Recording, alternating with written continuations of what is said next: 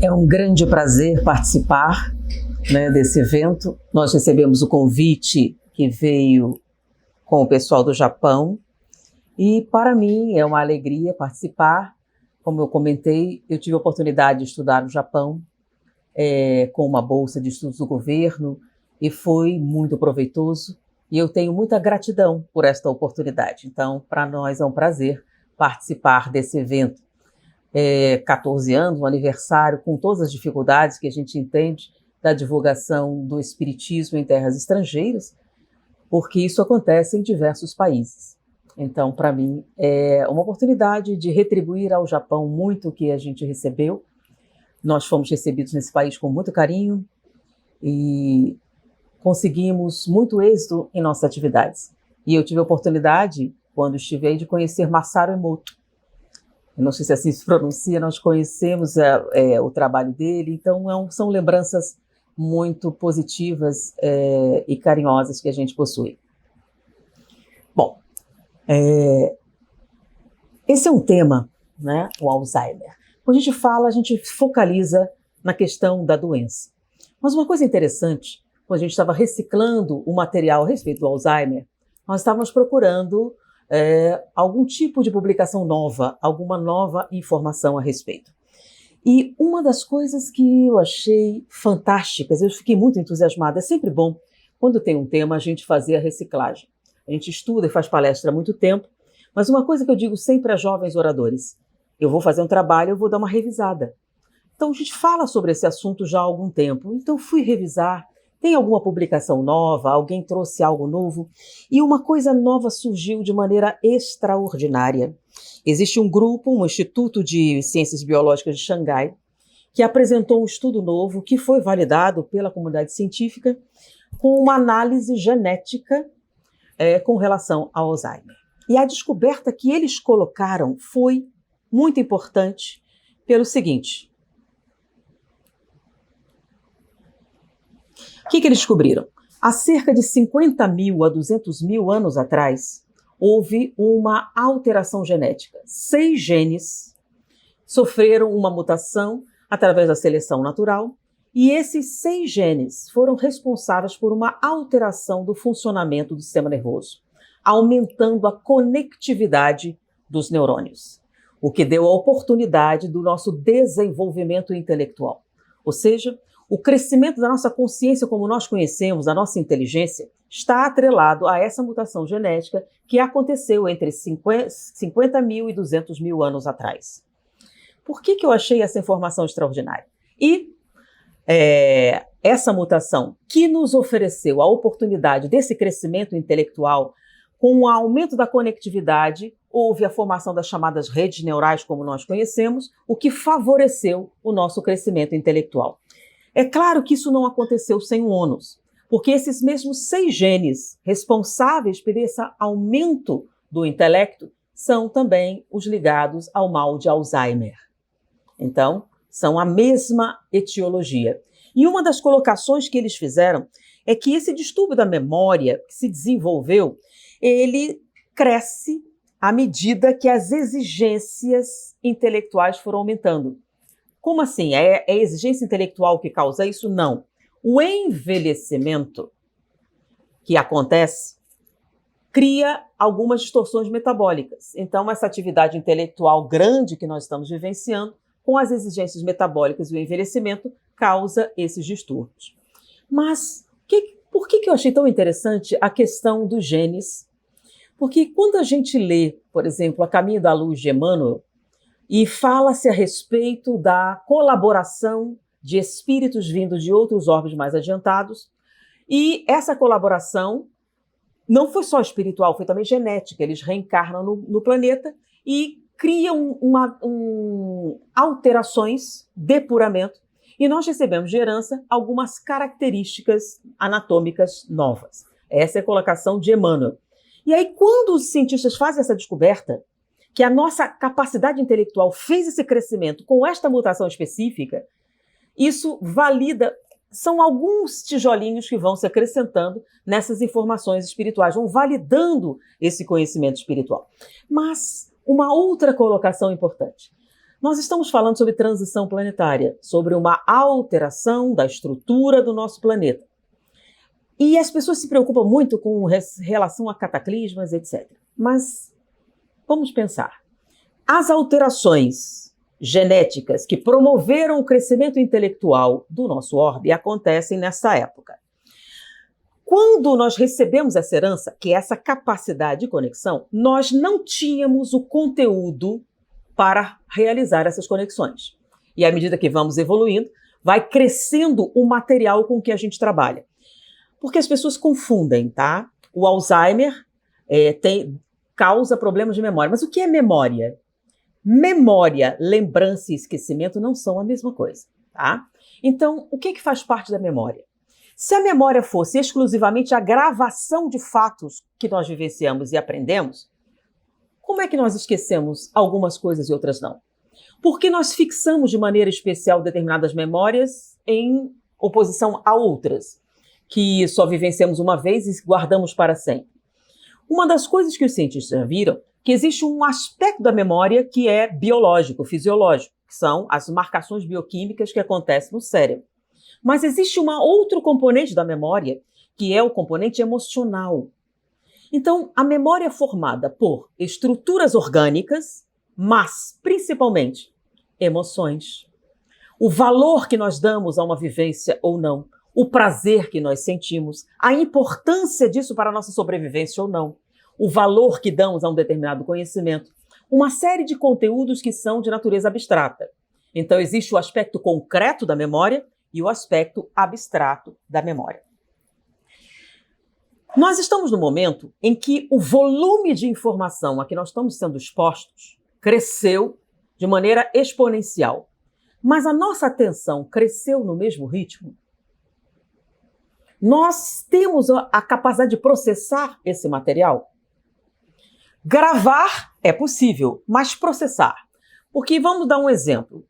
Quando nós observamos alguma coisa, nós recebemos, usando a visão, 400 bilhões de bytes de informação, mas temos consciência mais ou menos de 2.000. Então, a maior parte da informação que nós estamos recebendo não é processada de maneira consciente. Se ela não é processada de maneira consciente e a consciência, a emoção, as escolhas, o processo intelectual são valores essenciais para a memória, o que seria, então, o Alzheimer? Eu falo uma palestra sobre Alzheimer, conto uma história, as pessoas sempre perguntam qual é o cientista, mas a gente nunca tem tempo. Então, o nome dele é David Bennett.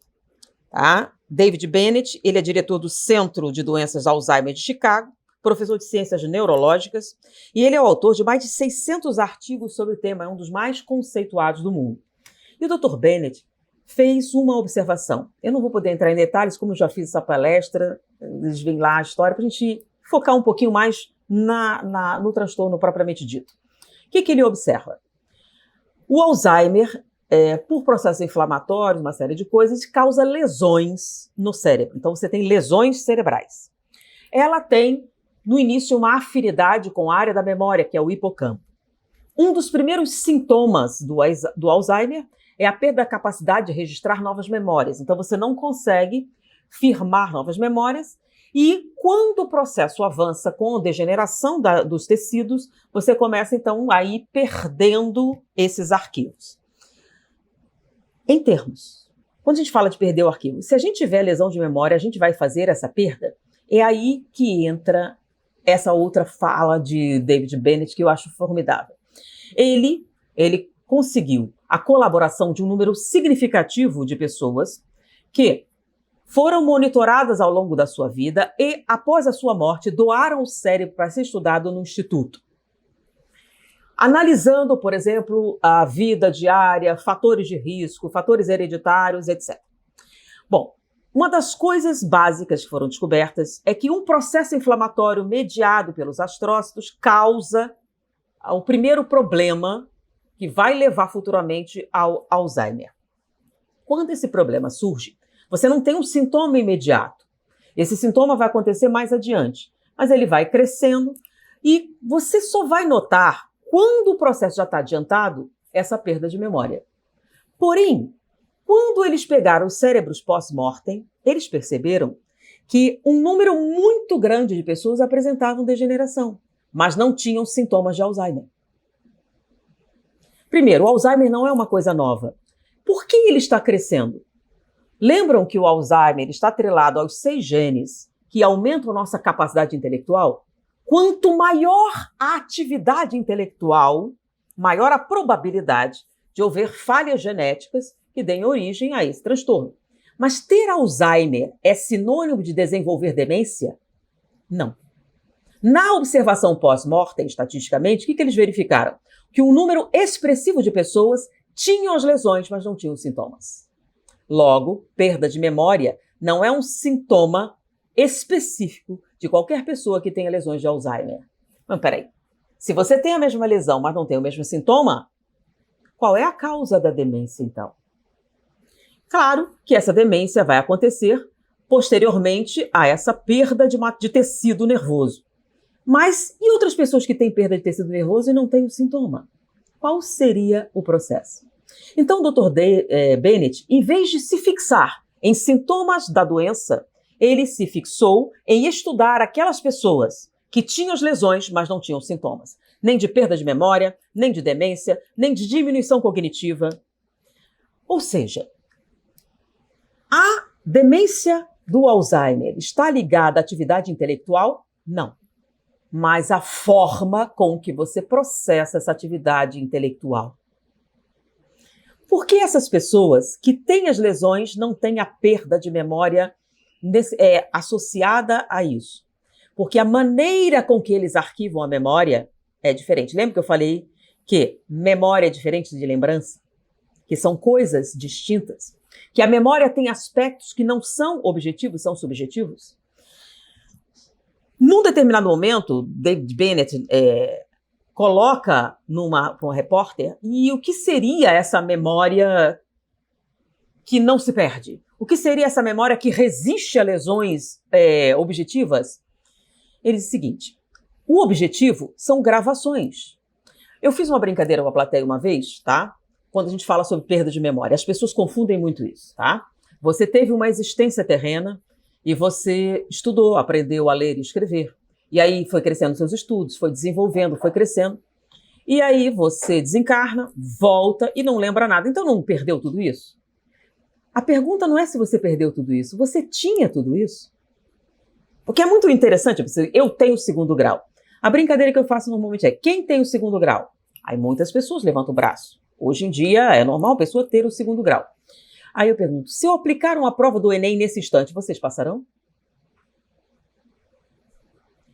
Então, vocês têm o diploma do 2º grau, que é um papel que afirma que vocês possuem o conhecimento relativo. E o conhecimento vocês possuem? O que é um papel? Nada. O que seria importante é: eu possuo o conhecimento que esse papel afirma? Eu tenho um diploma universitário, eu tenho o conhecimento que esse papel diz que eu possuo? Porque é muito interessante. Você pega um médico, um amigo que é formado em medicina, um excelente médico, e a gente pediu para ele dar uma aula sobre célula. Faça uma aula simples para pessoas assim, sobre a célula, assim, como você é médico, pega uns recursos, tente fazer. Ele não foi capaz. Não lembro. Mas espera aí, estudo da célula faz parte do curso. Não lembro mais. Por quê? Por que não lembra mais? Não faz parte do currículo, não é essencial? Sim, mas eu não trabalho com isso. E o que você guardou, então? Apenas aquilo que você realiza. Apenas as coisas que você repete. Então você não possui o conhecimento, você possui, na verdade, alguns reflexos que são relativos à repetição de determinado comportamento. Então você possui ou não possui o conhecimento.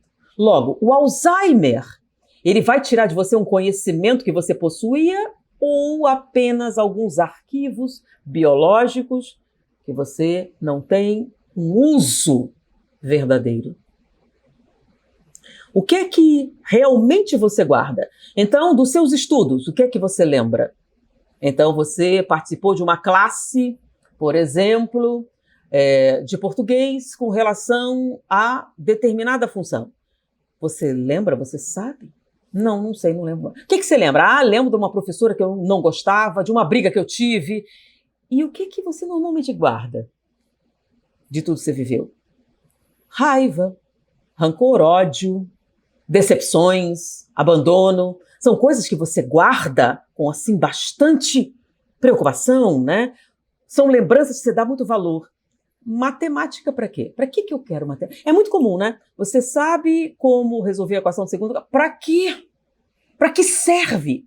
E é justamente esse que para que serve que define que você não possui, nunca possuiu.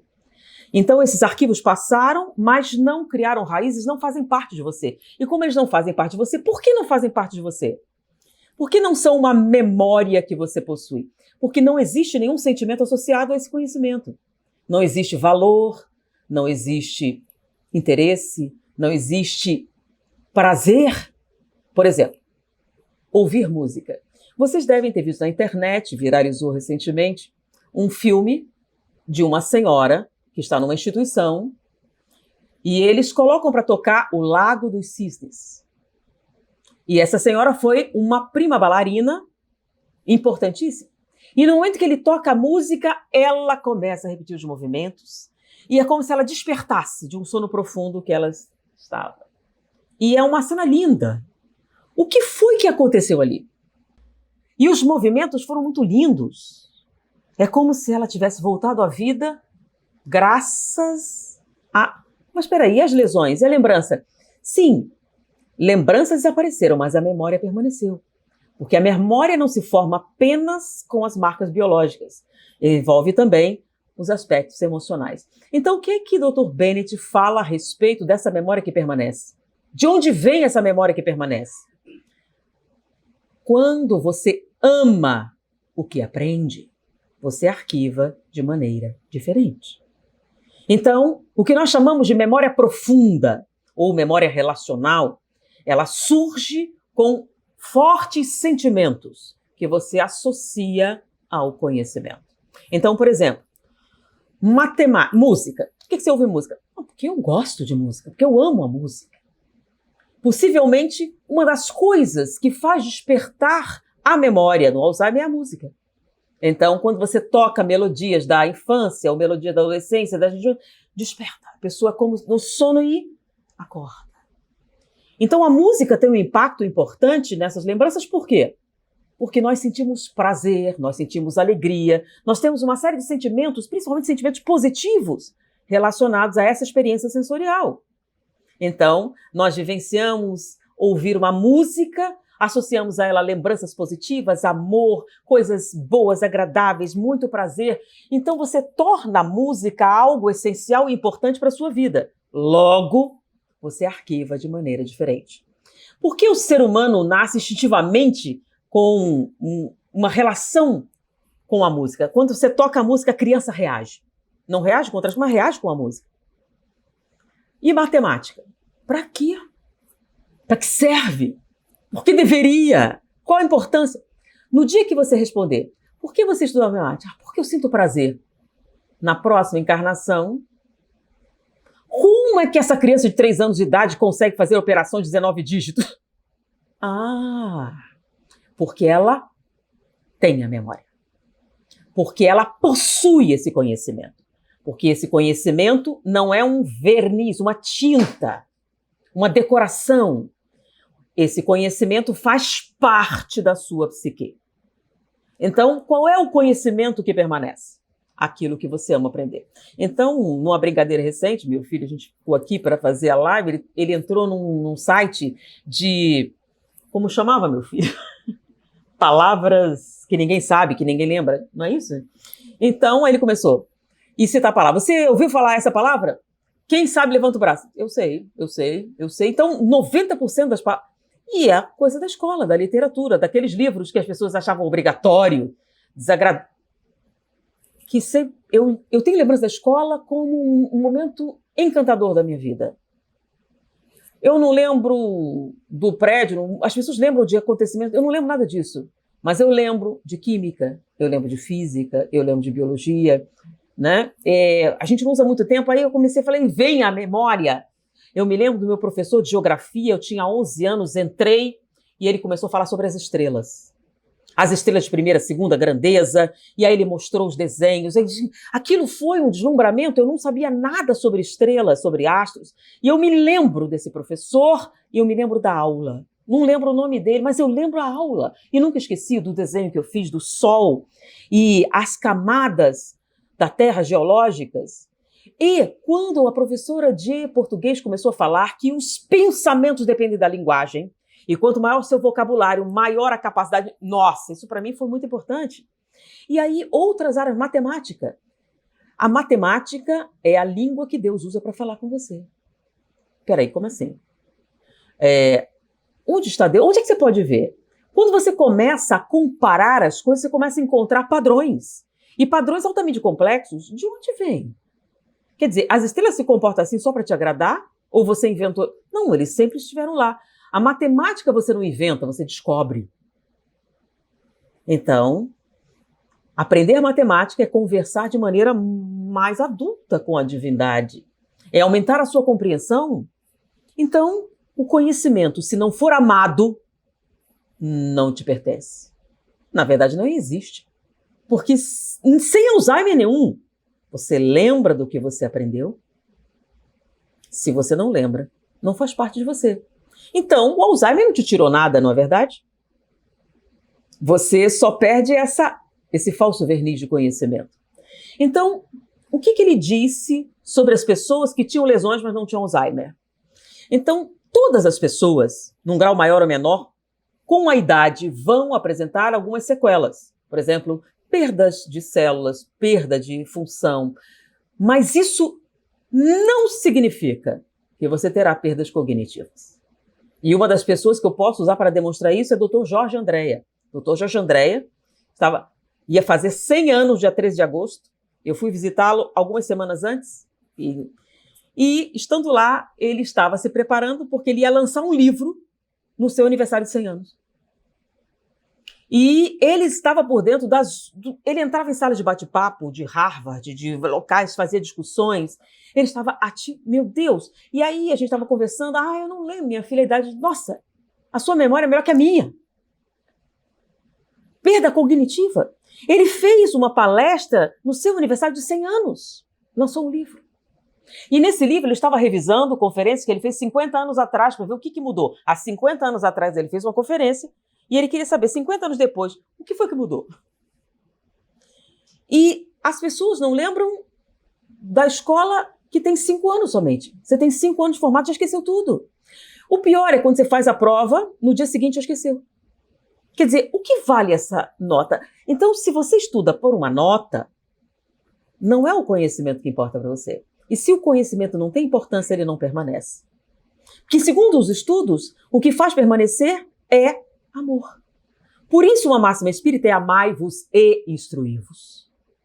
Não é amai-vos ou e. Porque o amor sem instrução erra. Não produz, porque você não sabe o que fazer. E instrução sem amor não permanece. A única maneira é como se fosse uma escada. Então você tem um lado e o outro, e os degraus, que são a evolução espiritual, o crescimento, dependem dessas duas vertentes. Amor e instrução. Então, quando é que você fixa no eu essa memória? Quando você ama o que aprende. Então, o conhecimento não é um meio para atingir o fim. Eu estou estudando porque eu quero ser famosa, eu estou estudando porque eu quero ganhar muito dinheiro, eu quero reconhecimento, eu quero isso, eu quero aquilo. Tanto que quando você atinge o suficiente, para que estudar mais? Eu já ganho dinheiro, já faço. Não existe prazer envolvido no processo. E se não existe prazer, não existe a fixação, porque você não possui o conhecimento. Ele passa por você. E, em muitos casos, fica aquele brilho. Então, parece que sabe, mas, como dizia Ais, quem sabe, fala simplesmente. Então, as pessoas usam de todo tipo de subterfúgio, mas não é. Então, o Alzheimer, na verdade, ele não te tirou nada. E aí, quando você morre e esquece essas marcas biológicas, por que eu não lembro? Porque você não sabe. Mas, claro, eu tenho o diploma. Sim, mas você tem o diploma, mas não tem o conhecimento. O diploma é só um papel que afirma que você tem o conhecimento. Ter o conhecimento significa o quê? Que você lembra do que aprendeu. Então, muda um pouquinho a maneira com que a gente enxerga a memória. Então, o problema não é bem o Alzheimer. O problema é como você arquiva essa memória e de que tipo de memória. Mas, quando a gente encontra estados de memória excepcionais, então, por exemplo, o Dr. Bennett, ele mostra um matemático. Quando você monitora, tá, a atividade matemática, você pode ver áreas cerebrais que estão envolvidas nisso. É claro, então você, para realizar certa operação matemática, você tem que ter lembranças. Por exemplo, tem que saber as regras, tem que saber a multiplicação, isso e aquilo. Se você esquecer isso, você não vai poder multiplicar. Olha só, as pessoas não compreendem muito bem. Por exemplo, dirigir. No início, para aprender a dirigir, você tem que pensar sobre isso, você tem que elaborar isso. Passado algum tempo, quando você está dirigindo, você não pensa nada. Virou um reflexo muscular. Tanto que se um caminhão vem na sua direção, você freia, mesmo que não esteja dirigindo. Então, digamos, tem várias pessoas no carro, todo mundo freia. Vai que ajuda, né? Então, você freia por quê? É um reflexo. O caminhão vem, você freia. Uma pessoa com Alzheimer também freia. Ela não lembra o próprio nome, não lembra do pai, não lembra da mãe, mas freia. Por quê? Porque isso faz parte dela, esse reflexo. Quando você entende um determinado conceito e você se apaixona pelo efeito desse conceito em sua mente, isso te abre possibilidades, você tem um sentimento, isso se incorpora à sua maneira de ser e de pensar. Então, quando você observa alguma coisa, você automaticamente reproduz esse padrão. Então, o que é verdadeiramente matemática? É decorar fórmula? De jeito nenhum. Matemática é comparar. Você compara grandezas, compara tudo e tira dessa comparação relações. Isso é maior, isso é menor, isso está contido, isso contém, isso é igual, isso é diferente. Isso é matemática, é a observação de grandezas. Tanto que a matemática na Grécia não tinha números. Os números são posteriores. Um grande número dessas fórmulas que muitas pessoas decoram, quando foram desenvolvidas, não haviam números. O teorema de Pitágoras. Cadê o número? Não tinha, naquela época não tinha. Os números são posteriores. Então não eram fórmulas para você realizar determinados abstratos sem nenhuma relação com a realidade. Então, a matemática, quando entendida, ela se incorpora na sua maneira de pensar. Então, quando você tem um olhar matemático, o que você faz? Olhou, automaticamente compara. Automaticamente faz uma relação com o seu corpo. Então, se tem tantas vezes, tantas polegadas, tantos pés, tanto isso, tanto aquilo, automaticamente você compara a sombra que o Sol faz sobre uma árvore e daí você tira a distância da Terra ao Sol. Peraí, como é que é? Matemática. E por aí vão uma série de outras relações. Então, o que ele observou? Em geral, quando você analisa alguém realizando uma atividade matemática, você tem uma intensa atividade na memória. Mas não todos os matemáticos. Alguns matemáticos, não. Alguns matemáticos incorporaram de tal maneira o conceito que eles não precisam pensar para serem matemáticos. Eles o fazem como se fosse um instinto. Aí você entende que quando ele reencarna e tem 4, 5 anos de idade, automaticamente ele começa a praticar aquilo que faz parte dele. Matemática. Então, é esse menininho de 6 anos que faz operações de 19 dígitos mais rápido que o computador da NASA. Ou Kim Wang-Wong, que com 6 meses começou a falar e com 2 anos já falava vários idiomas, com correção. Então, eu falo português ou eu falo japonês. Então, na próxima encarnação, você já vem bilíngue? Não. Você fala mesmo português ou você repete coisas? Como assim? É claro que eu falo português. Você compreende esse conceito da língua? Você compreende? Se nós fizermos uma prova de português, você vai passar? Você entende o aspecto conceito? Não. Na verdade, a língua é só um meio para atingir um fim. Inclusive, eu escuto umas pessoas assim, não, eu prefiro filme dublado porque eu não gosto de ler. Aprendeu a ler na escola e ela usa isso que ela aprendeu apenas para saber se a carne está na validade. Nunca mais leu um livro. Eu tinha horror de ler aqueles livros na escola. Nunca mais eu vou fazer isso e não faz. E aí quando o Alzheimer vem, ele tirou. Tirou o quê? O que foi que tirou? A fantasia do conhecimento? O verniz desse conhecimento? o enfeite que era esse conhecimento, ele só fez que aquele papel, que não tinha um real significado, deixasse esse significado para você também. Então, o conhecimento que você possui, ninguém tira. Nem o Alzheimer, nem a morte. Então, quando você ama o que aprende, isso é seu e ninguém nunca vai tirar de você. Quer ver o que a gente ama de verdade? O que é que você trouxe para outra encarnação? Ah, eu olhei para você e já tive uma antipatia instantânea. Não sei, alguma coisa de outra encarnação. Senti, assim, uma coisa ruim. Isso você lembra, né? Muito impressionante. Antipatia, ódio, raiva, paixão sexual, você é casado, muito bem casado, encontra alguém, é o passado. É o passado, né? Então o passado te traz sexo, o passado te traz ódio, inimizade, arquitetura que é bom não, né? Matemática, química, física, biologia. Você só lembra de coisa ruim. Porque é o que a gente ama. Então, o que é que a gente se prende? Uma vez eu fiz uma brincadeira, né? Se sentiu ofendida com a pessoa e ela repetia aquilo constantemente. Querida, eu não entendo o sentido disso. Você tem um marido lindo, gostoso, por que você fica preocupado com o vizinho feio? Não é verdade? Pensa bem, o tempo que você perde. Vamos lá, você não gosta da pessoa? Você está dando para ela um tributo. Você pensa nela 24 horas do dia, em vez de pensar em alguém mais agradável. Pensa nisso. O que você valoriza mais? Alguém te ofendeu. E aí tem um filme novo na Netflix maravilhoso. O que você faz? Não consegue ver o filme porque você está pensando na ofensa. Quer dizer, o que você mais valoriza? Nem Netflix é mais importante do que a raiva. Então, onde está realmente o seu tesouro? Lembra o que a gente fala do Evangelho? Onde está o seu tesouro? É onde está o seu coração. Então, vamos pensar nas coisas que você valoriza.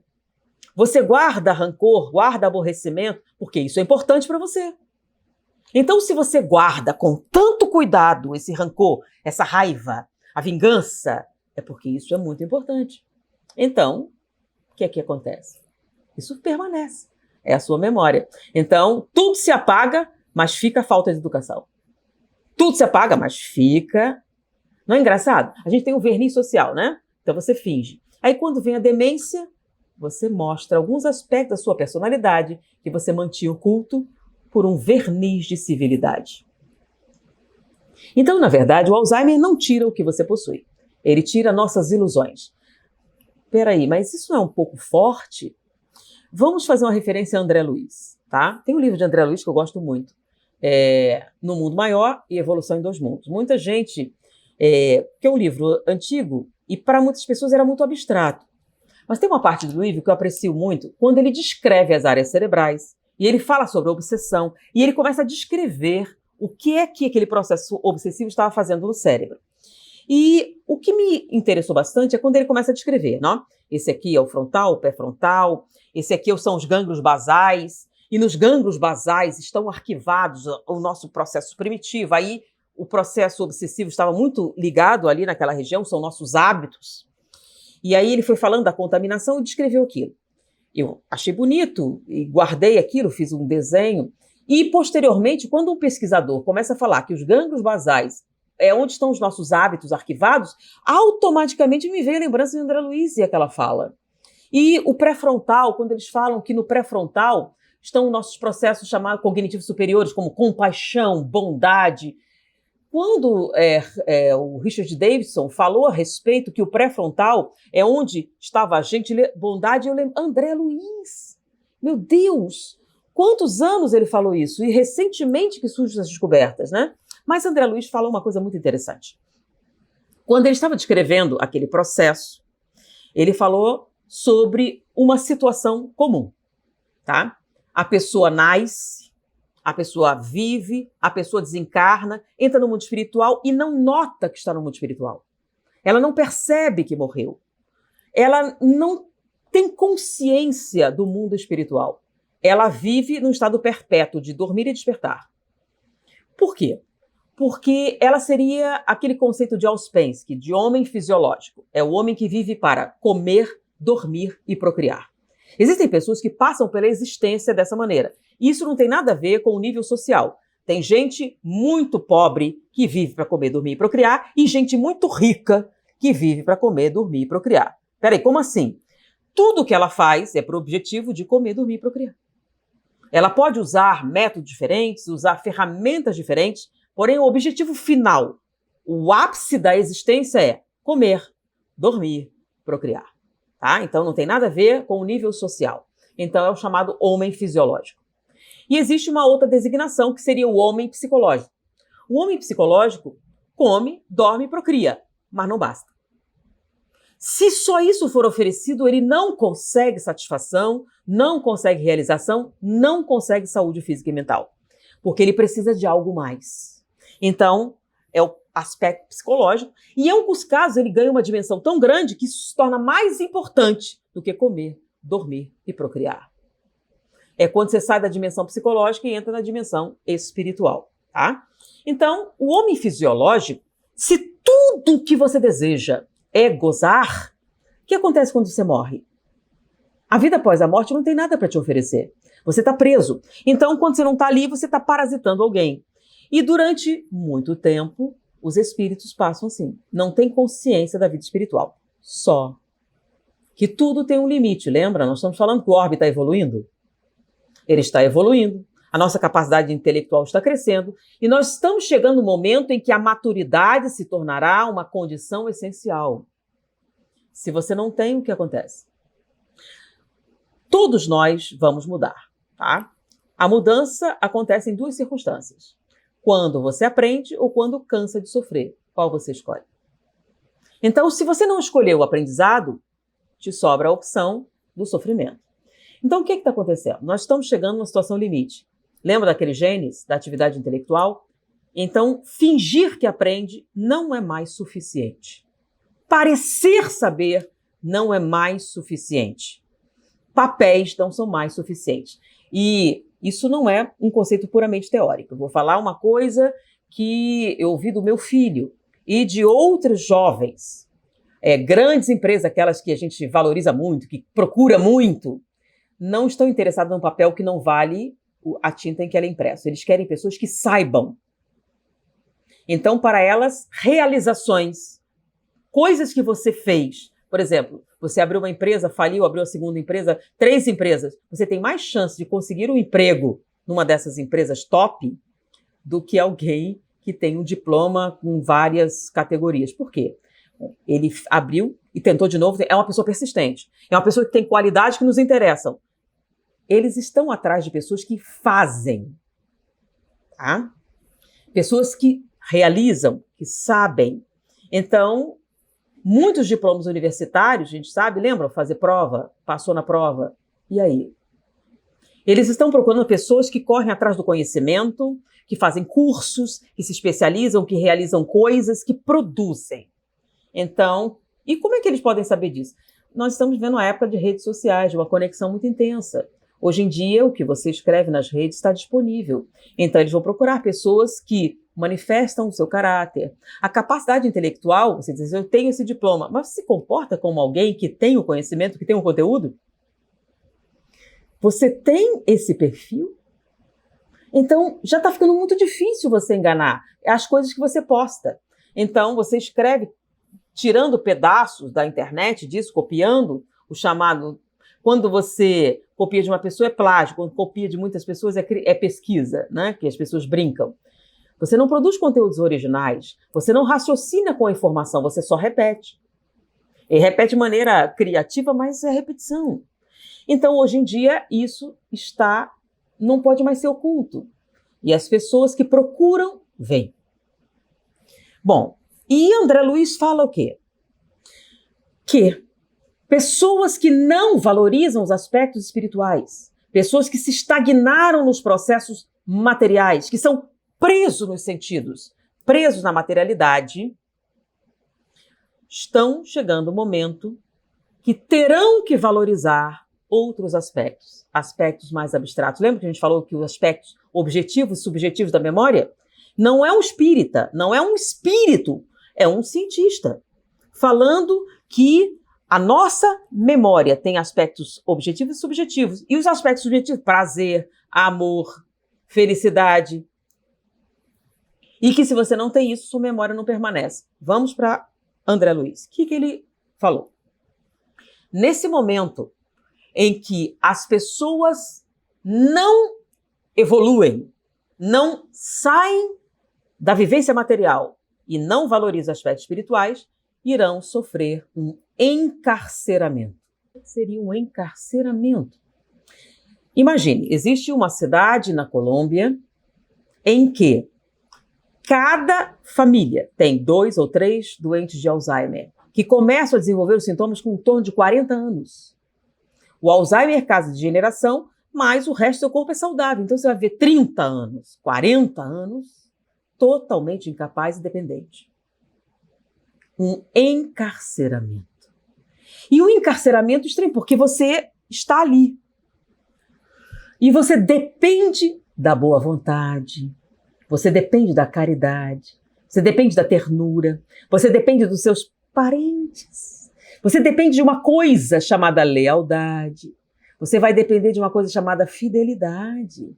Pense bem, você que não valoriza nada que é espiritual, que não valoriza as virtudes, que tem como objetivo principal na sua vida gozar e o prazer, vai depender de um jovem da sua família que abra mão de alguns sonhos para tomar conta de um parente mais velho por 20, 30 anos, um parente que não vai evoluir.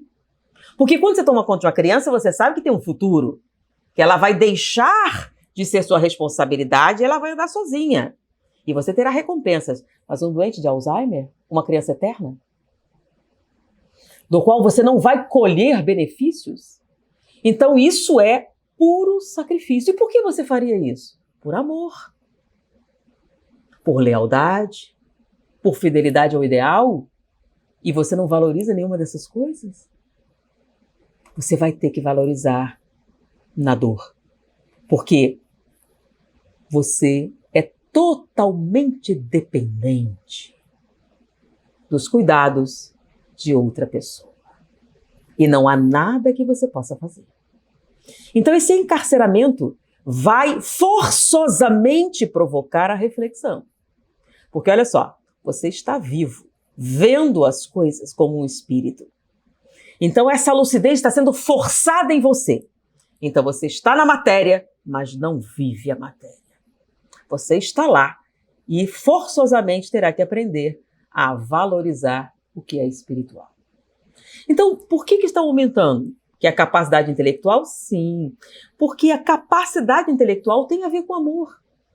E nesse mundo novo que está surgindo, você não vai mais poder fingir saber. Você vai ter que forçosamente participar. E se você não tiver condições, você terá que ir para uma outra região que te aceite como você é. Ou terá que mudar. Então André Luiz fala isso antes desse encarceramento futuro. E nós estamos vivendo isso nesse momento. Então por que estão se multiplicando? É atividade intelectual? Não necessariamente. O que ele mostrou? Que a lesão existe, é uma questão do envelhecimento, porém, não é isso que causa demência senil. Não é uma relação direta, porque pessoas com a lesão não têm a demência. E ele fala como? Como manter sua saúde mental apesar do envelhecimento. E o que é que os cientistas falam? Amor. Amor. Alegria. Felicidade. Mas peraí, a felicidade não é gozar? Não. Não. Lembra dos 6 genes que se desenvolveram e nos deram como herança essa capacidade de conexão dos neurônios, aptidão intelectual? Pois é, está chegando o momento da cobrança. Nós vamos passar de fase. Você está aproveitando essa conectividade neuronal? Não? Então, infelizmente, você perderá o usufruto deste presente que nós recebemos. Então, quando a gente fala de Alzheimer, tem alguns aspectos que a gente deve trabalhar. Então, com relação à visão espírita do acontecimento, nós temos essa fala de André Luiz, e ele fala em mais de um livro sobre essa conformação. Então, a primeira vez que eu ouvi falar, na época, encarceramento, eu pensei assim, deve ser loucura, fiz uma associação, e muito depois, quando começou a se falar do Alzheimer e esse prognóstico, são 5 milhões nos Estados Unidos, há um crescimento exponencial, que em 2050 será um número muito expressivo, e eles associam a atividade... Não. Aí me veio, peraí, mas não seria isso? Porque tudo que acontece na vida tem uma função, gente. Tudo. As pessoas hoje estão perdendo a objetividade com relação à existência. Então, as virtudes são universais.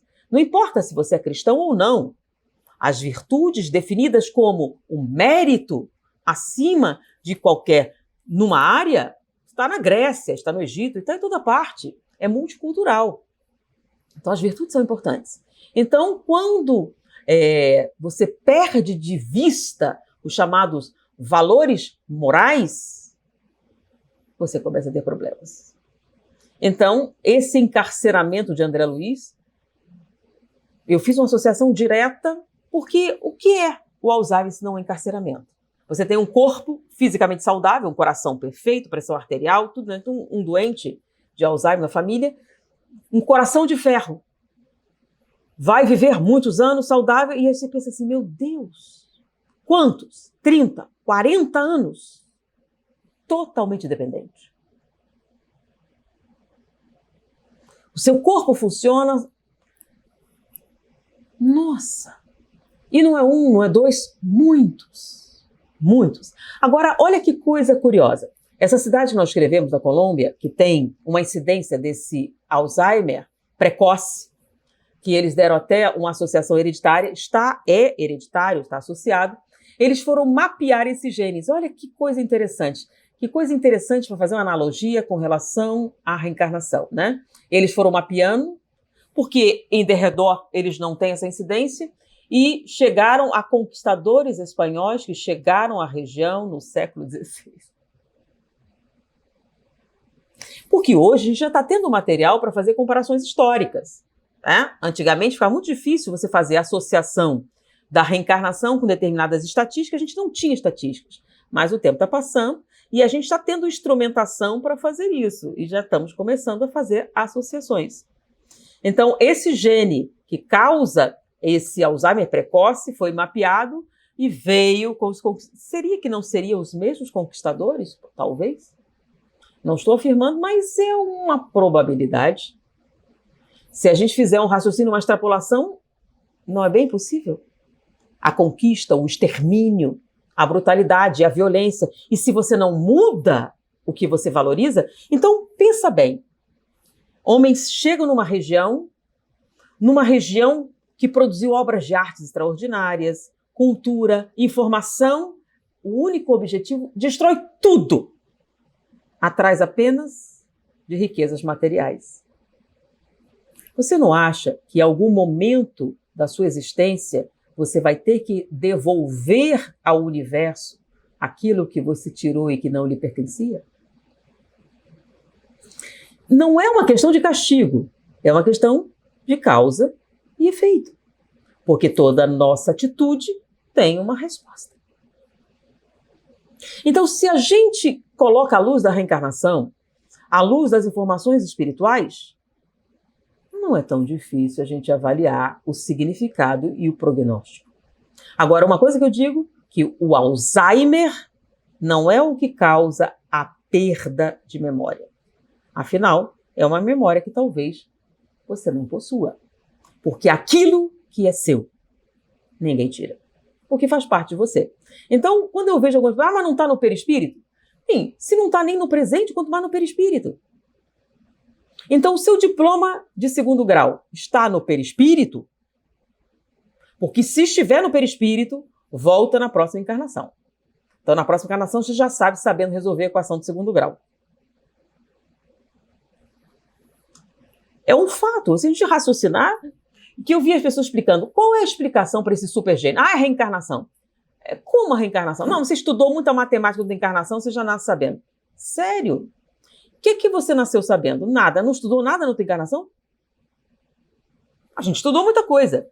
Mas o problema não é estudar. O problema é aprender. Então, você aprendeu? E a gente aprende como? Quando ama. Não é engraçado? As pessoas sempre criaram uma dicotomia muito grande, né? Amor é uma coisa, conhecimento é outra. Inclusive, existe um preconceito enorme com relação ao conhecimento, né? Ah, não, se aprende muito, fica muito frio. Mas peraí, o oposto de racional não é frio, né? Qual é o oposto de racional? Irracional. O oposto de frio é o quê? Emotivo. Então você pode ser racional e emotivo, e você pode ser racional e pouco emotivo. Agora, um irracional emotivo, hein? É um psicopata assassino. Vamos entender. Então, a racionalidade não tem nada a ver com emoção. Então, uma pessoa profundamente racional, uma pessoa que produza muito conhecimento, pode amar, se apaixonar, gostar de dança, de balé, de música, de arte. Existe alguma impossibilidade ou incompatibilidade entre racionalidade e sentimento? Desde quando? Isso é uma falsidade ideológica, tá? Agora, eu sou muito emotivo, mas não sou racional. Então, do que estamos falando? De alguém borderline. De alguém capaz de agressividade, porque não raciocina, não pensa antes de fazer as coisas. E quando você não pensa antes de fazer as coisas, faz errado. Com muito amor. E a gente tem aquele ditado de boas intenções. Por que a gente completa assim? Porque é um fato. Então, não existe incompatibilidade entre racionalidade e emotividade. Emotividade é uma questão de sensibilidade. Então, se você é emotivo e racional, nós temos produções artísticas maravilhosas, nós temos uma capacidade de superação fantástica, produtividade, sensibilidade, alteridade, tudo que é bom. Agora, amor sem racionalidade, quantos erros terríveis. E racionalidade sem amor, nem precisa nem falar porque não existe. Racionalidade sem amor não permanece. Conhecimento não permanece. Ah, mas peraí, tem gente má. Olha só, não confunda, tá?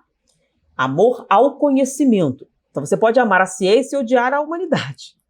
Mas ainda há amor. Porque sempre existe amor a alguma coisa. Quando você expande amor, mas o negócio é que quando você começa a amar o conhecimento, fatalmente você começa a ver o quê? A beleza por trás disso. E quanto mais você mergulha nisso, você acaba questionando de onde vem essa simetria? De onde surge essa beleza? E você começa a questionar o quê? O ser, o imanente, aquilo que vem, de onde vem? Qual é o objetivo da filosofia? A filosofia é uma indagação sistemática. Então, mas por quê? Mas por quê? Você quer saber o quê? Por quê? Só que todo um filósofo procura o porquê final. Você vai por quê, mas por quê, mas por quê? E, teoricamente, você chegaria ao porquê final, que seria a razão por trás de todas as coisas. E o filósofo chamava isso de logos, a razão por trás de todas as coisas. Quando eles começaram a questionar que deveria haver um porquê final, a razão por trás de tudo, eles chegaram assim, mas será que essa razão final é inteligente? Será que o logos é inteligente? O que eles estão questionando? Uma coisa que hoje a gente aprendeu a chamar de Deus. Então, quando você pega o livro dos Espíritos e diz que é Deus, Deus é a inteligência suprema, causa primária de todas as coisas. Mas espera aí, isso é o logos. Sim, é o logos senciente. Posteriormente a gente chamou de Deus, mas a palavra Deus no início não tinha essa conotação, tá? Deus era só um ser sobrenatural. Logo, sim, era a razão por trás de tudo. Então a definição espírita de Deus não é aquela comum. É a definição da razão por trás de todas as coisas e uma razão intencional, senciente. Então, quando a gente fala de conhecimento, fatalmente você vai encontrar Deus. Se você mergulha no seu interior, vai encontrar Deus. Por quê? Porque ele está em toda parte. Então, toda vez que com sinceridade você se dedica à busca, quem é que espera você lá na reta final? A divindade. Por quê? Porque é a busca da perfeição. Não é uma busca que tem um fim, mas é uma busca. E a gente tem esse apoio. Qual é a luz que ilumina todas as pessoas? Então, qual é a visão espírita? A visão espírita de qualquer manifestação física significa é uma necessidade para o seu crescimento espiritual. Mas isso não pode... Eu vejo muitas pessoas, aquele pessimismo terrível. Eu disse, gente, se Deus permite, quem sou eu para não permitir? Então significa que a gente ser pusilânime e inerte? Não tem nada a ver com isso. Significa o seguinte, as coisas acontecem por uma razão, como eu não sei qual é a razão, então eu vou trabalhar e ajudar, que é a minha função. Porque a gente tem que ter uma ética, a gente tem que ter um motivo para fazer as coisas. E quanto mais consciente for esse motivo, mais ele permanecerá através de todas as tempestades.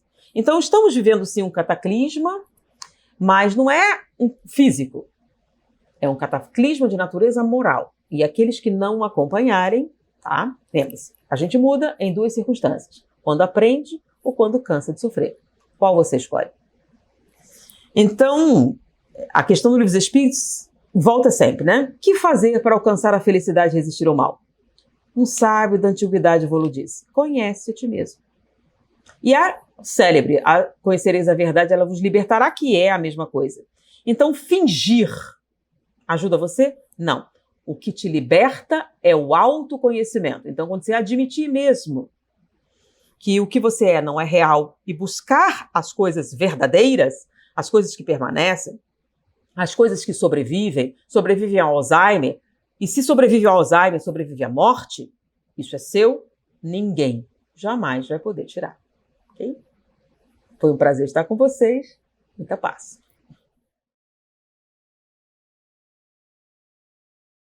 Nós descrevemos durante a palestra, né, o significado do Alzheimer dentro de uma concepção de um espírito que nós consideramos, André Luiz.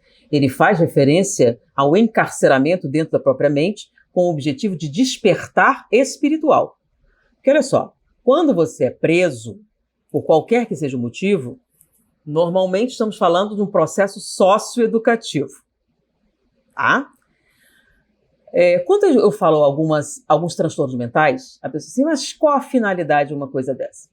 Imagine que você tem alguém com uma capacidade genial em termos de engenhosidade, em termos de capacidade, porque isso é uma conquista da alma, tá?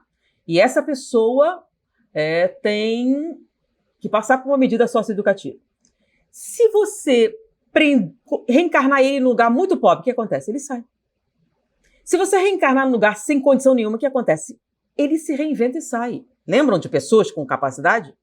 Não tem como você prender essa pessoa num local, porque ele tem os seus valores e você não pode tirar isso. Então, onde é que você pode prender alguém que tem necessidade de medida socioeducativa? Você prende dentro da própria mente.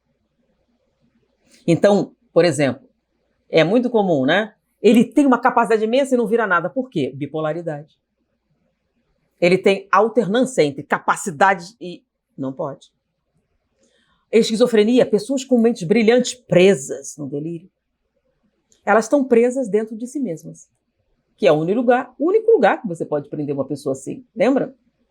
Então, pense nisso. Então, André Luiz fala de um encarceramento específico com o objetivo de despertar espiritualmente, despertar valores espirituais. Então, você está preso dependendo da bondade de outras pessoas. Então, se essas pessoas não forem boas para você, significa um sofrimento atroz.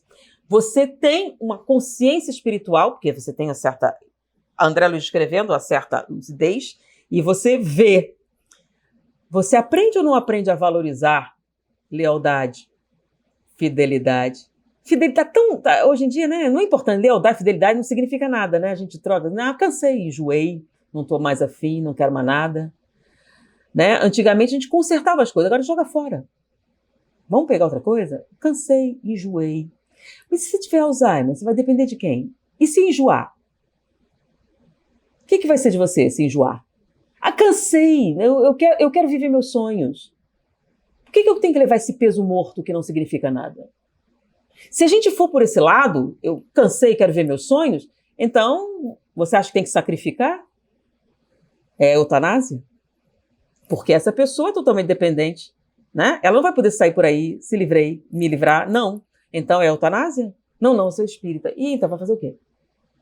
Qual a diferença? Então, se você não valoriza essas coisas, você vai ter que aprender pela dor. E a gente aprende assim. Pensa bem, não há nada que você possa fazer. Você depende que a pessoa ame. Ah, mas tem muita gente que ama, mas não quer cuidar, né? Não, eu amo muito meu pai, mas não dá. Eu tenho um lugar maravilhoso, com uma vista linda, aí você paga e não volta. Ah, porque é muito doloroso, eu não consigo ver. É mesmo. É mesmo. Lembra da bailarina e da música? Então tá lá, a pessoa ainda está lá, né? Não, mas ele não lembra de mim. Ele tá doente e você pergunta, o que será de mim? Como é o nome disso? A sua preocupação, e eu? Ele tá doente, eu? Não suporto. Então, já dá para entender por quê. Então, deixa eu falar até um artigo, né, onde você encontra, tá, essa revista, né, Biblioteca. Então, saiu uma revista Mente e Cérebro, o tema Alzheimer, onde ele é um especial Alzheimer, é American Science, especial Alzheimer, onde ele juntou várias reportagens sobre o Alzheimer. Tem essa sobre a prospecção genética feita pela Universidade em Xangai. Você tem o trabalho do Dr. Bennett com relação à memória relacional. Você tem vários outros. Tem um trabalho da Suzana Ozel a respeito do lixo mental. Não deu para desenvolver, gente. É muita coisa, muitas vertentes interessantes. Mas eu falei numa outra palestra que está na internet sobre o lixo mental. Está lá. A Suzana Ozel é brasileira, né? A instituição é a Universidade Federal do Rio de Janeiro, que fez uma descoberta formidável a respeito do papel dos astrócitos no Alzheimer. Então, todas essas são informações científicas. O que eu achei interessante, que são informações científicas que corroboram uma colocação de André Luiz. Tá? As referências de André Luiz às áreas cerebrais são as mesmas. Tá? Então, ele fala dos gânglios basais, ele fala da região da memória, ele fala do pré-frontal, ele fala da relação entre essas lembranças e a compaixão, a misericórdia, os chamados sentimentos superiores. E olha só, quando em espiritismo você fala sentimentos superiores, você pensa lá, né? Mas quando um cientista fala de sentimentos superiores, o que significa? E a repórter, o que é amor? Nossa, mas cientistas falam de amor? Cientista não fala de amor? Claro que sim, se isso for lógico. Qual é o objetivo? Você aprender a valorizar aspectos espirituais da vida. Agora, ao que a pessoa lembra e o que não lembra? Lembra que nós estávamos comentando aqui? As pessoas falam essa coisa do segundo grau. Eu tenho o diploma. Não interessa ter o diploma. O que interessa é o conhecimento.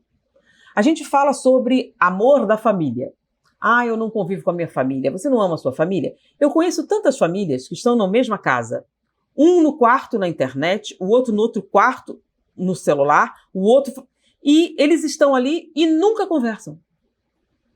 Não sabem o que eles sentem, o que desejam, seus anseios, nada. Mas estão ali juntos e fazem questão. Isso é real? Isso não é igual a um diploma? Você se interessa, você conversa? Você tem relação? Você tem alguma coisa em comum? Você procura ter alguma coisa em comum? Ou você cumpre sua obrigação? Eu dou isso, eu dou aquilo outro e acabou. Então, quer dizer, às vezes você aprecia mais um amigo do escritório do que alguém da sua família. Por quê? Porque você anseia estar com aquela pessoa e com os outros não.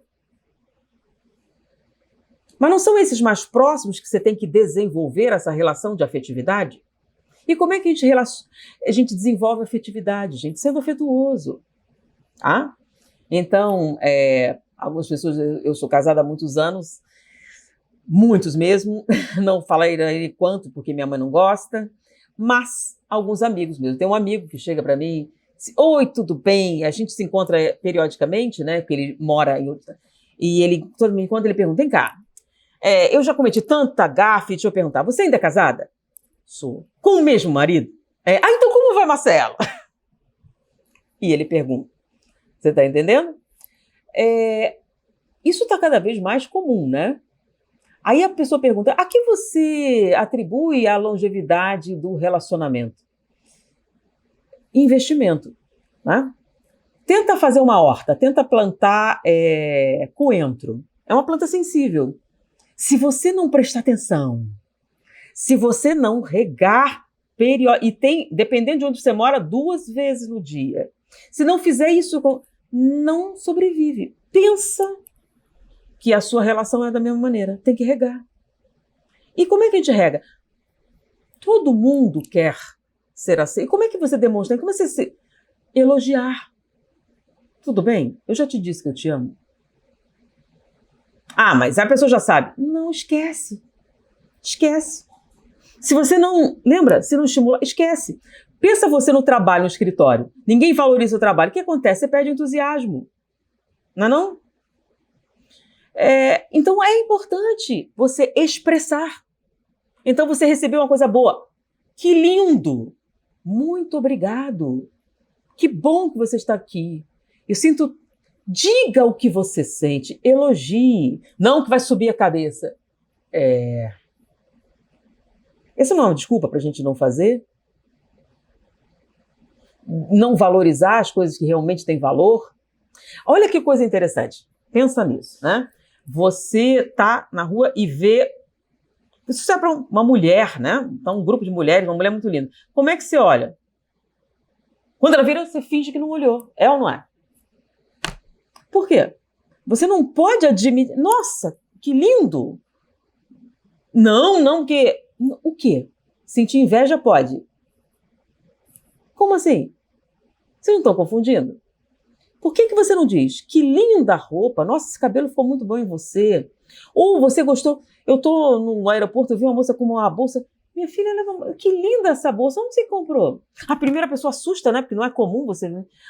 Aí ela começou a conversar e ficamos conversando um bom tempo. Isso começou a acontecer comumente. Eu chego assim, nossa, que linda blusa, minha filha. Onde você comprou? E falo... E elogie. Quando for verdade, diga. Para não ter inveja. É o maior antídoto contra a inveja, é a admiração sincera. Diga. Quando você encontra a pessoa, nossa, você é tão linda. Que coisa. Na outra encarnação você é linda assim? O que tem de errado? De reconhecer. E você não faz isso na sua casa, né? Uma pessoa que você gosta. Aí você fica olhando o vizinho sempre, né? Porque o vizinho sempre tem uma grama mais verde, gente. É impressionante. É porque você não sabe os problemas que ele tem para ter a grama, né? Porque todas as coisas... Não existe nada que não dê trabalho, gente. Aí o resultado é quanto investimento você tem. Então, você tem que repetir. Você quer que seja duradouro? Então, faça o quê? Faça a lista. Por que você se apaixonou? Porque se você procurar motivo para separar, tem, gente. Tem. Então, procure lembrar por que foi que você casou, né? E valorizar as qualidades. Dizer, obrigado é essencial. Por favor, essencial. Adorei o que você fez. Que coisa boa. Eu te amo. Tem que ser todo santo dia, tá? Até quando tá com raiva, faça também, porque aí evita... Porque nós somos de relapsos, né? Então faz assim, vira uma segunda natureza. Não perde nada. Então eu fiz um comentário sobre um amigo espiritual que fez uma fala irretocável. Se não tem nada de bom a dizer, não diga nada. Melhor negócio. Como a gente faz? Gente, ternura. Ternura gera gentileza, gentileza gera bondade. Qual é a diferença? O que é ternura? É o impulso de ajudar aquele que você ama. Se você estimular isso na criança, permitir que ela manifeste isso, que ela colabore, que ela tente minimizar a dor, ela vai criar um reflexo, uma segunda natureza, e ela vai ser gentil. O que é ser gentil? É o impulso de minorar o sofrimento de um estranho. Então, a pessoa caiu o pacote, aquele impulso de ajudar, o nome disso é gentileza. Então, quando você estimula a ternura em casa, desenvolve a gentileza. E o exercício da gentileza, ceder o lugar, ajudar a pessoa com o pacote, ser prestativo, estimula a bondade. E o que é a bondade? É o impulso de ajudar, mesmo quem você não gosta. Então, a pessoa terna ajuda quem ela ama, a pessoa gentil ajuda o estranho e a pessoa boa ajuda até quem ela não aprecia. Quando a gente cria em torno de nós um ambiente de alegria, de felicidade, isso contamina. As pessoas falam muito de maçãs podres que apodrecem o outro, mas não fala sobre a luz. Então, uma vela tira a escuridão. Lembra? Uma vela pequenininha. E abre tudo aquilo. A escuridão não ganha de uma vela. Então, quando você brilha, você aquece o ambiente e isso extravasa. Eu lembro, eu estava no Japão e conheci uma senhora de 102 anos, bem encurvadinha, e ela estava varrendo a calçada. E aí a pessoa perguntou e ela falou assim, não, minha colaboração. Então ela saía e varria, eu não posso fazer muita coisa, mas eu varro a calçada. É minha colaboração com a comunidade. Esse senso de comunidade é uma coisa significativa. Então, como é que a gente neutraliza a falta de espiritualidade? Expressando a nossa alegria de viver. Então, o que adianta você ser virtuoso com essa aparência tão triste e sisuda? Então, sorrir abre portas. Quando a gente sorri, a gente libera serotonina. Por quê? Porque é a primeira relação social que nós estabelecemos ao reencarnar. Como assim? A criança, quando sorri a primeira vez, ela não sabe o que está fazendo. É uma contração aleatória de músculos. Por que ela repete isso? Porque toda vez que ela contrai essa sequência específica, ela produz uma reação, lembra? Que lindinho! E ela passa a repetir para obter esse resultado e ela estabelece a primeira relação social. Então, a primeira relação social nossa é o sorriso. Então, para sempre isso fica marcado como alguma coisa que produz bem-estar. Então, quando você está péssima, sorrir, libera serotonina, já fica melhor. Você mesmo. Então, quando a gente sorrir, a gente melhora o nosso estado de ânimo e as pessoas em volta. Então, a pessoa está assim, aí você sorri. E já fica difícil da pessoa vir, porque fica sem graça, acaba sorrindo também. Então, é uma forma de aproximação. Então, eu não posso dizer nada. Sorria. Olá, que bom. Cante. Expresse a alegria de viver. A sua vida é boa? Você agradeceu? Eu assisti uma conferência que eu me apaixonei. Foi muito interessante. Eu gravei no canal uma fala sobre ele e ele fala o seguinte, né? Nós dormimos. Quando nos acordamos, você pensou em agradecer? Porque 250 milhões de pessoas morrem dormindo. E você abriu os olhos, está viva? Sorriu. Você não daria um sorriso, já que você está viva? Dessas pessoas que acordaram, 5 milhões perderam um ente querido. Liga para os seus entes queridos. Estão todos vivos? Você daria um sorriso? Pensa bem. Você daria um sorriso? Vale um sorriso você saber que não só você está viva, como os seus entes queridos também estão? Olha o relógio. Você olhou o relógio. Significa que seu coração está batendo. Você daria um sorriso? Sabendo que ele está batendo? Então veja, quantas oportunidades para sorrir. Porque para se preparar para a morte não precisa de preparação, ela vai te pegar de qualquer jeito, você não precisa se especializar. Então, faça a seguinte medida. Toda vez que você olhar o relógio, lembra, você está vivo, dê um sorriso. Você está se preparando para viver. Aparentemente, as pessoas parecem estar se preparando para morrer, né? Não precisa. A morte é muito eficiente, pega todo mundo, com ou sem preparação. A vida é que é um problema. Porque muitas pessoas não vivem realmente, elas só existem. Então, sorria, você está vivo. Sorria, expresse alegria, seja grato, isso faz bem, rejuvenesce, melhora todos os sentidos. Espero que tenha sido útil. O Alzheimer é uma doença inflamatória que causa uma degeneração em estruturas cerebrais. Como eu falei, ele pode ou não ser acompanhado de demência, é um sintoma. Tá? As pessoas, você deve estar se referindo à chamada demência senil, que é uma perda cognitiva causada por insuficiência circulatória. A pessoa vai envelhecendo. Você não tem aquela perda de mobilidade no joelho? Você vai atrofiando com o passar do tempo, aí você vai perdendo massa muscular, você vai perdendo estrutura, você vai perdendo circulação, e aí vai murchando, né? Então, o seu músculo vai murchando e você vai perdendo mobilidade, correto? Isso acontece no cérebro. Você começa a ter uma perda de circulação, você não oxigena da mesma maneira e você começa a ter perda de tecido. Dependendo de onde se manifestar essa perda de material estrutural, você vai ter um sintoma. Esse sintoma pode ser, se for na área da memória, pode ser motor, pode ser em vários sentidos, tá? Então, o nome dessa demência senil. Então, você tem uma perda de cognição causada por processo circulatório do envelhecimento.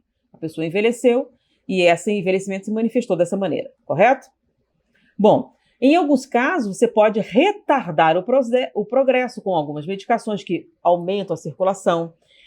A gente pode evitar... Pode, lembra? Aí a gente vai ter aquela célebre coisa, alimentação, exercícios, essas coisas todas, para você evitar isso. O Alzheimer é outra coisa. Ele pode não estar associado com a idade. Lembra que eu falei 40 anos você ter sintomas de Alzheimer? Então, você tem uma doença, em alguns casos, natureza hereditária, que causa uma perda. Ela tem uma afinidade por uma área específica e atinge a memória. Então, você pode ter demência senil e Alzheimer, os mesmos sintomas, mas causas diferentes. Um é insuficiência circulatória e o outro é o processo degenerativo. Compreendeu? Agora, você pode ter demência senil com sintomas diferentes, tá bom? Então, ela lembra de tudo, mas não tem controle. Ela começa a delirar, começa a apresentar outro tipo de sintoma, dependendo da área que é. Então, a demência senil não tem sempre os mesmos sintomas, tá?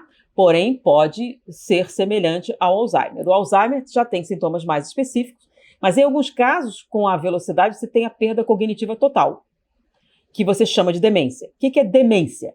Perda da cognição. Alzheimer causa demência, má circulação causa demência, derrames, infartos, outros tipos podem causar demência também. Então, demência é um sintoma. Demência senil é uma doença, Alzheimer é outra. E eu vou ser sincera, nós estamos vivendo uma época de grande quantidade de informação e informação acessível, mas as pessoas não utilizam. Então, você tem um transtorno ou uma pessoa próxima tem um transtorno, nós temos que procurar ajuda especializada. Ajuda especializada para ele, ajuda especializada para você. Por exemplo, vou falar de uma instituição, não é o problema, mas alcoolismo. Tá? Nós temos uma instituição que são os Alcoólatras Anônimos. Ele se especializa no atendimento de pessoas com transtorno de alcoolismo. Mas você sabia que tem uma associação para os parentes do alcoólatra? Que dão apoio e ajudam você a lidar com o problema? Porque quando você compartilha com outras pessoas que vivem o mesmo problema, é mais fácil você ter apoio. Porque em alguns casos, por exemplo, tratar de um doente de Alzheimer é sofrimento. Serão longos e longos anos sem retorno emocional. Na solidão é difícil. Então, como é que a gente faz? Se apoie com pessoas que compreendam o que você está passando. Converse, tem associações. Você pode conversar com pessoas com a mesma situação, tá? Procurar ajuda profissional. Por quê? Você é mãe de um doente, você sofre também. Você acaba desenvolvendo a doença. Muitas mães de pessoas com esquizofrenia, por exemplo, desenvolvem uma série de sintomatologias, de manifestações orgânicas. Você sabia a quantidade de mães de esquizofrênicos que desenvolvem erisipela? Ou doenças de pele? Ou uma série de outras coisas extremamente dolorosas por causa do estresse? Se ela tivesse apoio psicológico, ela poderia superar o problema. Nós estamos vivendo uma época de grande fecundidade intelectual, com as coisas se tornando mais acessíveis, mas as pessoas estão muito acomodadas, né? Vocês devem ter ouvido uma máxima evangélica, né? Fique sentado esperando que a felicidade venha atrás de você. Tem essa? Não. Ele diz o quê? Busca e achareis. Não é isso? Ele manda você fazer o quê? Ser proativo. É importante você ir atrás. Então, você tem alguém próximo com transtorno, procure ajuda especializada. Existem pessoas especializadas. Não, e não quer, então procura ajuda especializada para você. Por exemplo, existem doenças, transtornos mentais, que não têm cura, não tem medicação, mas tem terapia. Ué, mas terapia para quê? Para ajudar você a aceitar que a doença existe, não vai mudar, e ajudar você a lidar da melhor maneira possível com a limitação. Você está entendendo? Então, dentro da limitação que você está, tem um jeito melhor? Tem. Então você procura apoio profissional e ele te ajuda. Então você tem um filho, um parente, alguém com um transtorno mental irreversível, incurável. Existem tratamentos psicológicos para ajudar você a lidar com um diagnóstico definitivo. Por exemplo, você recebeu um diagnóstico fatal, mas não tem solução. Sim, mas tem gente que ajuda você a lidar com isso. E olha que coisa incrível. Quando você consegue lidar com isso da maneira correta, às vezes você não precisa lidar com isso. Como exemplo, você tem ideia de quantas pessoas saíram de um diagnóstico fatal quando finalmente elas aceitaram e metabolizaram esse fato? É quando as chamadas curas milagrosas acontecem. É aquele período de felicidade, quando você reconhece, entende, aceita e se curva humildemente à grandeza do Criador. Aí o apoio vem. Lembra? Batei, busca. Ele não manda você ficar sentado esperando. Então, eu não consigo lidar. Procure apoio. Técnicas, coisas que ajudem. Se aproxime de pessoas que vivem o mesmo problema. Troque informação. Dentre essas pessoas, existem pessoas que conseguem superar, vem bem. É mais fácil ela te dar uma informação do que um médico que lida com a doença, mas não com o doente. Tá? Então, ele está acostumado a lidar com a doença, mas ele nunca conviveu com alguém. Né? Alguns obstetras, homens que nunca pariram uma criança. Ele é um bom obstetra, faz um trabalho muito bom, mas ele não sabe exatamente como é, né? Faz diferença? Você ter o apoio de uma pessoa que está entendendo o que você está sentindo? Então faz diferença, sim. Então, procure ajuda especializada. Corra atrás. Vá atrás de pessoas que entendam o seu problema, que vivam a mesma coisa.